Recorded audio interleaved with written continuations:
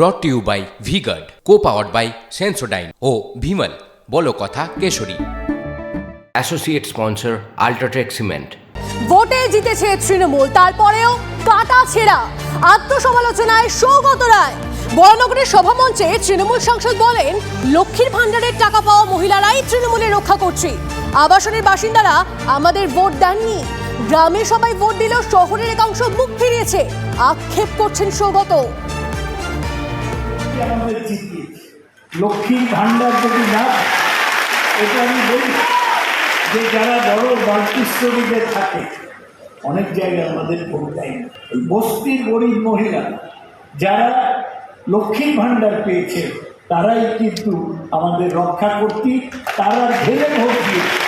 তাই আমরা জিততে, গ্রামে সবাই ভোট দিয়েছে, কিন্তু শহরে আপনাদের মনে রাখতে হবে যে একটা সেকশন আমাদের ভোট দেয় না।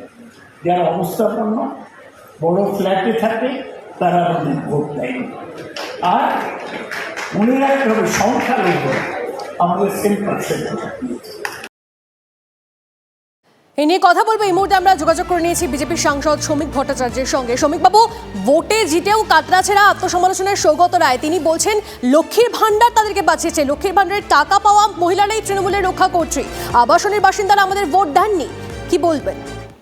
আসলে তৃণমূল কংগ্রেস মানুষকে পণ্য হিসেবে ব্যবহার করছে। তারা মনে করছে লক্ষ্মীর ভান্ডারের টাকা দিয়েই তারা তাদের সত্তা, তাদের সম্ভ্রম, তাদের রাজনৈতিক বোধ এবং সর্বোপরি তাদের ভোটাধিকার কিনে নিয়েছেন। সৌগত রায় কিছুটা হলেও কথাটা সত্য বলেছেন, কিন্তু এর সঙ্গে পুরোপুরি আমরা একমত নই। উত্তরবঙ্গের মানুষরা কি লক্ষ্মীর ভান্ডারের টাকা পাননি? সন্দেশখালীর মহিলা যাদের উপরে এই অত্যাচার হলো তারা কি লক্ষ্মীর ভান্ডারের টাকা পাননি? আর এত কিছু ভিডিও প্লান্ট করবার পরেও সন্দেশখালীতে কিন্তু তৃণমূল কংগ্রেস লিড পেল না। স্বয়ং মুখ্যমন্ত্রীর ওয়ার্ডে 8টি ওয়ার্ডের মধ্যে 5টিতে বিজেপি লিড করেছে। বিধাননগরের মতো অভিজাত এলাকায় মেয়র এবং ডেপুটি মেয়র 2টো ওয়ার্ডে তৃণমূল কংগ্রেস পরাজিত হয়েছে। একটি বাদে সমস্ত ওয়ার্ডে তৃণমূল কংগ্রেস পিছিয়ে আছে। 69টা মিউনিসিপ্যালিটিতে আমরা লিড পেয়েছি। এটা কি প্রমাণ করছে? যে এই মুহূর্তে সচেতন মানুষ তারা প্রত্যাখ্যান করছে এই সরকারকে। এই সরকারের যে ডোল গিভিং পলিটিক্সের পলিসি, এই যে পিভি পলিসি, এটার মধ্যে দিয়ে তারা চিরকাল ক্ষমতায় টিকে থাকতে পারবেন বা তারা দিনের পর দিন জয়ী হতে পারবেন, এই বিষয়টা এরকম নয়। লক্ষ্মী আবাসনের মানুষ তো ভোট দেননি, বহু জায়গায় তৃণমূল যাতে ভোট না দিতে পারে সে ব্যবস্থাও তারা করে দিয়েছেন। কিন্তু এই চিন্তা ভাবনা যে সোশ্যাল ওয়েলফেয়ার প্রজেক্ট তৈরি হবে শুধুমাত্র প্রান্তিক মানুষের ভোটাধিকারটা কেনার জন্য, এই মানসিকতার বাইরেই পশ্চিমবঙ্গের রাজনীতি যতদিন না বেরোচ্ছে, এখানের আর্থসামাজিক উত্তরণ, এখানের শিল্পায়ন, এখানে কর্মসংস্থান এবং সার্বিকভাবে এই রাজ্যের অর্থনৈতিক প্রগতি সম্ভব নয়। বেশ বেশ, অনেক ধন্যবাদ আমাদের সঙ্গে কথা বলার জন্য। কথা বলছিলাম বিজেপি সাংসদ শ্রমিক ভট্টাচার্যের সঙ্গে।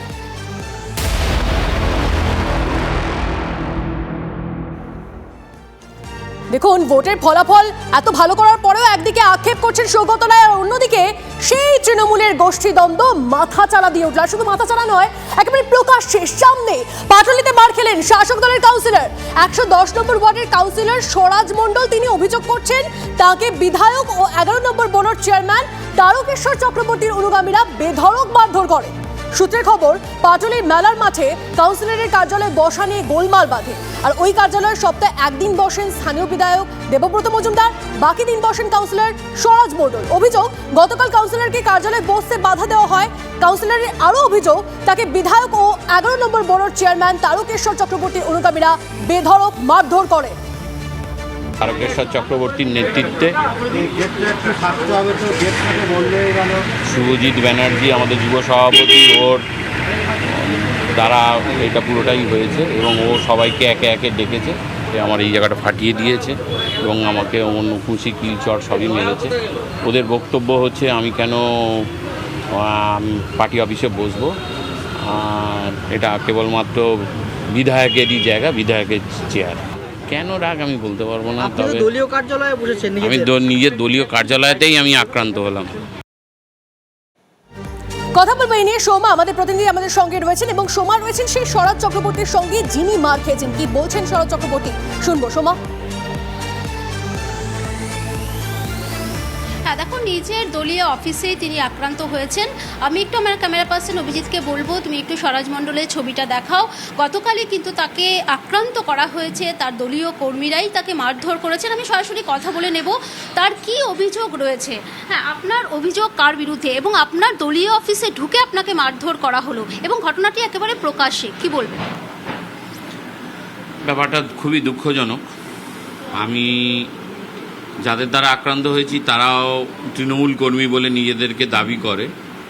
সবাই তারকেশ্বর চক্রবর্তীর অনুগামী, বড়ো চেয়ারম্যান 100 বড়ো 11, আমাদেরই বড়ো। এবং অনেক দিন ধরেই এই ধরনের একটা সব রকমের কুরুচিপূর্ণ কর্ম চলে আসছে। আজকেও গতকালও তার ব্যতিক্রম হয়নি। প্রতিদিন আমার এইখানে সকালবেলা, যখন আজকেও যেমন আমি ওয়ার্ড করছি, প্রতিদিন আমি এখানে সকালবেলাটা ওয়ার্ড অফিসে ওয়ার্ড করি। সন্ধ্যাবেলায় পরিষেবা দেওয়ার জন্যে আমি আমাদের মূল কার্যালয়তে গিয়ে বসি। গতকালের মতো আমি বসেছি, সবাইকে পরিষেবা দিয়েছি।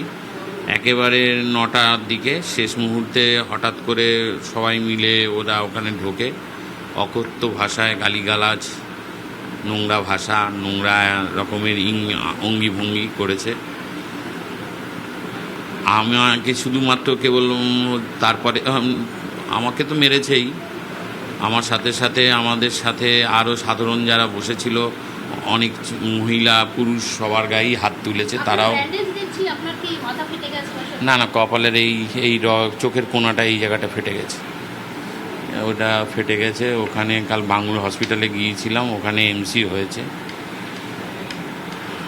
আপনার আপনাকে মারধর করেছে, এই যে আপনি বলছিলেন তারকেশ্বর চক্রবর্তীর লোকজন, এই তারকেশ্বর চক্রবর্তী তিনি আপনার বিরুদ্ধে কিন্তু একটা বড় অভিযোগ তুলছেন যে আপনি বেআইনি নির্মাণ তার সাথে যুক্ত, অনেক কাজ আপনার আটকে দেওয়া হয়েছে এবং প্রকাশ্যে আপনিও তৃণমূল দলেরই একজন কাউন্সিলর, উনি বড় চেয়ারম্যান, একই দলের হয়ে প্রকাশ্যে এইভাবে যে বলা হচ্ছে, আপনি কি বলবেন আপনার বিরুদ্ধে যে অভিযোগ?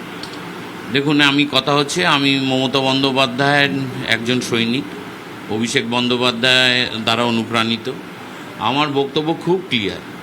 আমি মাননীয় বড় চেয়ারম্যানকে বলতে চাই, যদি যে সকল অভিযোগ আমার বিরুদ্ধে আছে উনি বলেছেন, যে কোনো একটা প্রমাণ উনি করে দেবেন, বা আমার ওপর দলীয় নেতৃত্ব যারা আছে তারা প্রমাণ নিশ্চয়ই খুঁজবেন।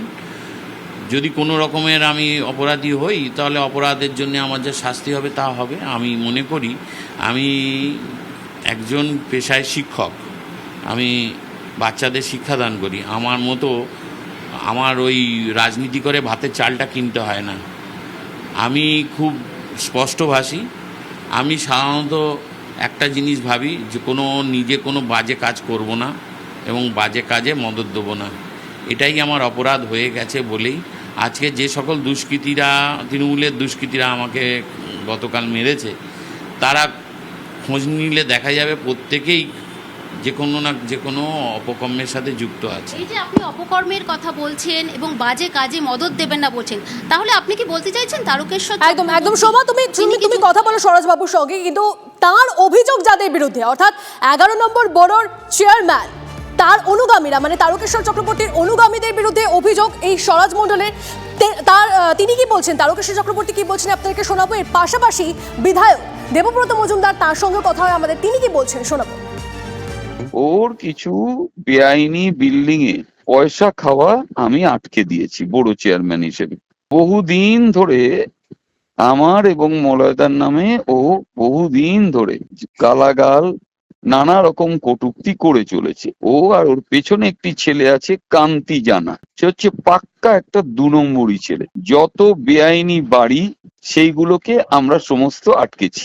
যে বেআইনি বাড়ি এইভাবে কেএমডিএ প্রজেক্টে চলা যায় না, কারণ কেএমডিএ প্রজেক্টটাই হয়েছিল গরিব মানুষের জন্য। কাউন্সিলরের বিরুদ্ধে এরকম কোনো অভিযোগ আমাদের কাছে নেই। যেটাই ঘটেছে তার অনভিপ্রেত, আমি আবার বললাম, আমরা দলীয়গতভাবে দেখবো বিষয়টা।